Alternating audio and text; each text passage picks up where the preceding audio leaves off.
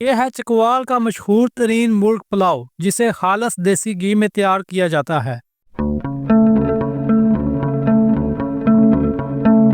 छप्पर बाजार चकवाल में वाक़ा पहलवान मुर्ग पुलाव, जिसकी धूम पूरे पाकिस्तान में है।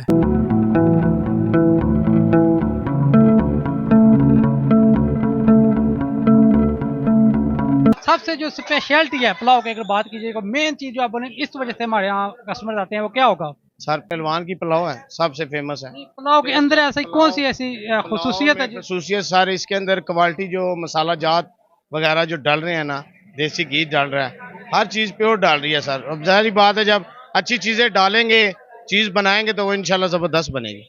अच्छा माशाल्लाह, हर टेस्ट बहुत जबरदस्त है माशाल्लाह। चीज प्योर है और देसी घी भी डालते हैं आप? जी सर, क्यों नहीं, आपकी आंखों के सामने इस्तेमाल हुआ, मैंने देखा माशाल्लाह। तो आपने खुद भी देखा। ये देसी घी का आइडिया आपको कहाँ से आया कि पुलाव देसी घी में बनाया जाए? पुलाव सर अब आपको पता है, गुलशेर साहब और हमारे जो वैसे भी पुराने लोग हैं, देसी घी वगैरह उस टाइम इस्तेमाल होता है,